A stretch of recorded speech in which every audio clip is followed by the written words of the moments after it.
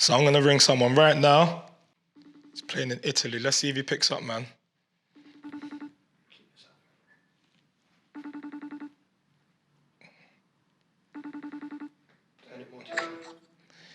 Yes, my bro.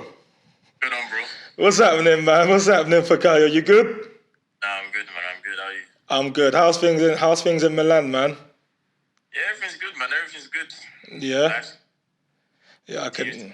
Oh, can't complain. Can't complain. I can imagine Milan treating you good over there. You know, real beautiful city and all of that. Yeah. It's different over here. It's different, but I like it. So yeah, it's all going well. The land of Juliet balconies, a lie.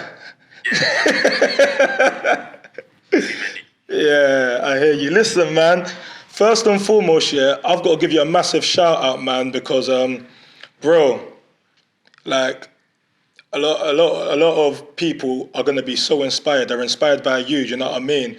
And I got to thank you for taking the time out to do this because you won't even know the amount of people you're gonna touch with this. Like them just hearing you in an organic manner, bro. Trust me, it goes a long way. Like they're so used to hearing like footballers speak in a robotic way and stuff, but on the Baller Talk platform, you know we do things organic, and I just want to give thank you, bro, because this is gonna touch so many people. You know what I mean?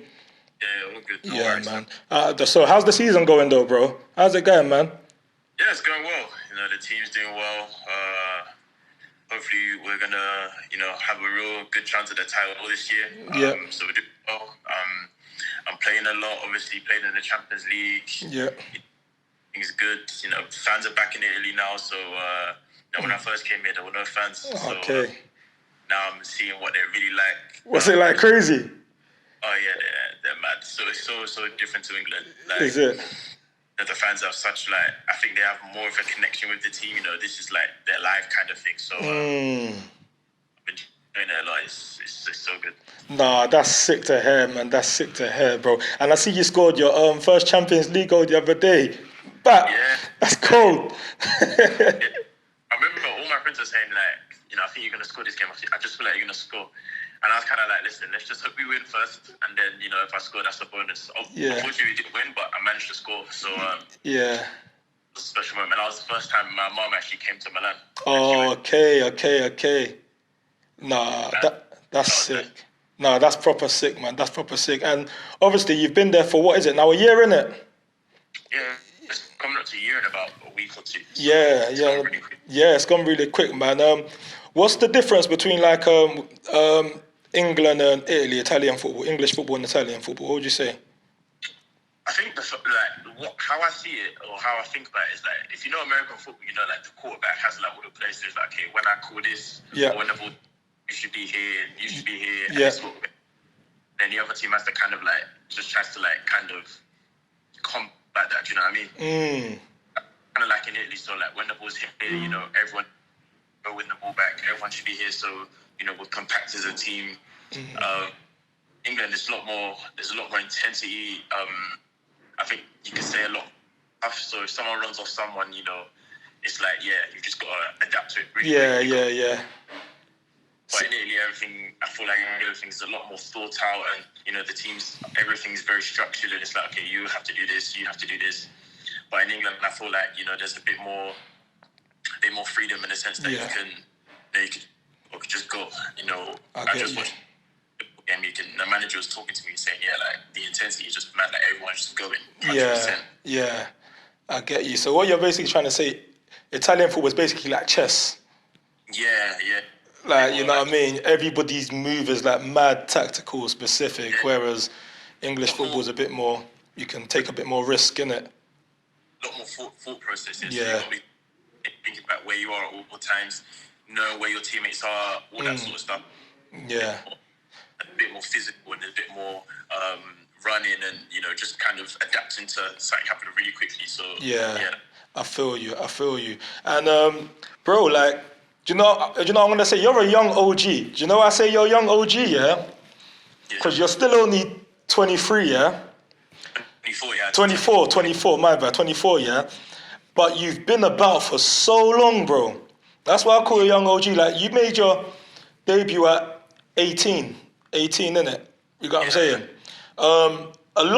I've got this theory in my mind, yeah, that defenders don't really break through till 20s, early 20s, because it's a lot more risk at the back, innit? You're the next one before the goal, innit? Do you get what I'm saying? Whereas strikers, you could just throw a 16-year-old on and they might just get a tap in and that's it. Do you get what I'm saying? Whereas defenders, it's a lot more, so managers want to be sure. But you've come in at a very young age, younger than most centre-halves, innit? What was that like for you at the time? First two questions. How did you manage to do it, yeah? And what was it like at the time coming through at 18 years old?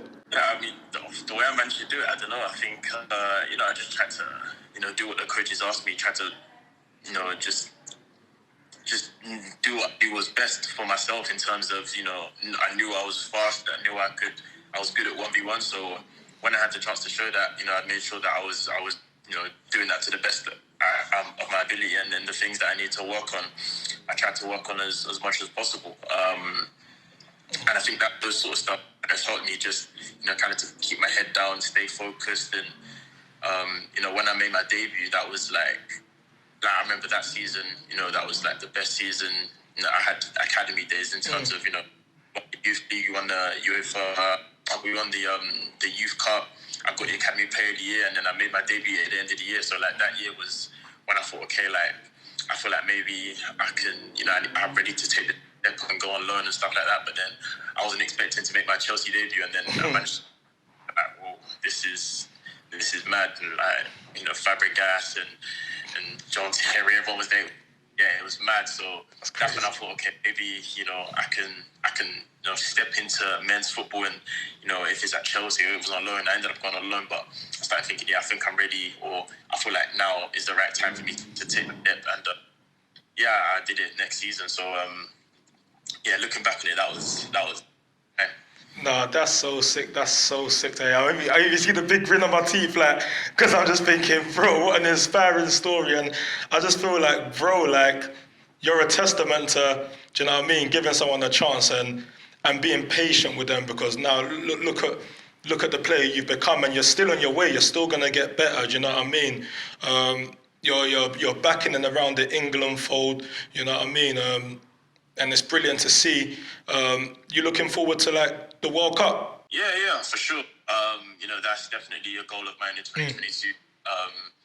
I've had a few tastes of England, but I think my goal this year is to really, obviously play well with Milan, so that I can have the opportunity to go there. I'm there to try and stay there, and obviously with the incentive of the World Cup at the end of the year, like what every footballer wants to do, you want to play in the World Cup, you want to be able to represent. So, hopefully I can do that.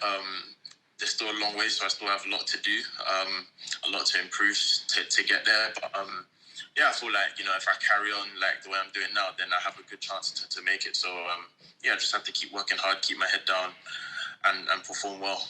Nah, most definitely, and I know you've got that, man. I know, you've had our conversations and whatnot, and I know like what you can achieve. I know the space you're in. I know how hard you work, your mentality, and I've always said that right now, the position you're in, the world's your oyster, bro. I believe one day you will get FIFA Pro World 11. I believe you're in that space. Do you get what I'm trying to say? You're still so young. You know what I mean? It's wide, bro. You can literally do it. Anything you want, you can achieve in this football. But when it's all said and done, what would you have liked to achieve? Yeah, like you said, I think the one thing I don't like, even now, I don't like thinking, I could have done more, or if I just did this, this would have happened, kind of thing. And I hate that. But I always try and make sure I do everything I can so that I know, okay, well, say for instance, I didn't make, like you said, let's just use an example, the FIFA Pro World 11, and I didn't make, well, maybe there were just people better than me, but it's not like I didn't try. So I think definitely, for now, being at Milan, such a club like this, I want to be able to say, I came to Milan and we managed to win some trophies. That's the first thing. Second thing, be able to say, okay, I went to the World Cup, or I represent a major competition.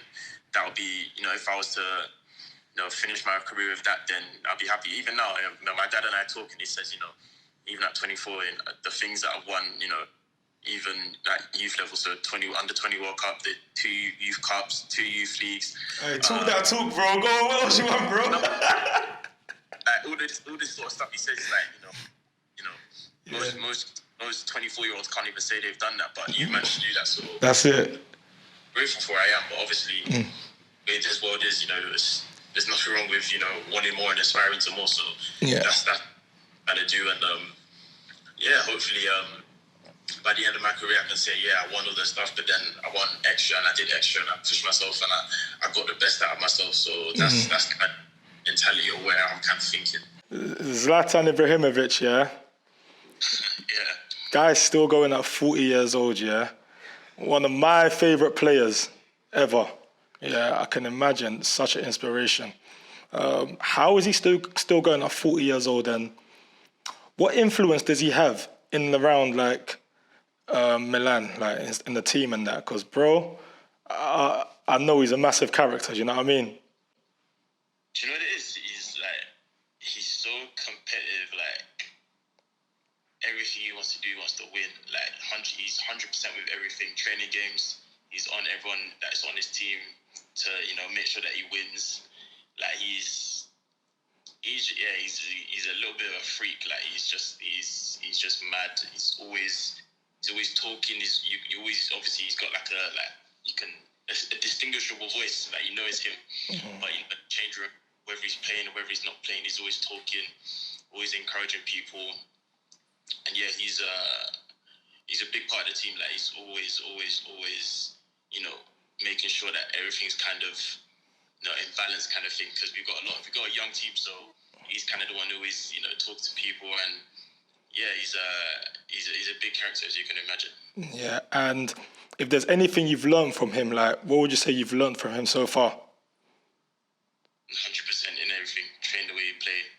You have to look after your body, but when you're on the pitch, it's serious, and everything you do, 100%, try and be perfect in everything you do, because that's how obviously he's got to the level where he's at. He's still playing at 40, and he's he's won so many trophies. So that's what I took from him, I think. No, that's proper to hear. Final question for Fikayo, yeah. I'll be honest with you, yeah. I've had a couple young boys in my DMs begging me for advice, defenders begging me, can you help me speak to Fikayo or blah blah blah for some advice, innit? Do you get what I'm trying to say?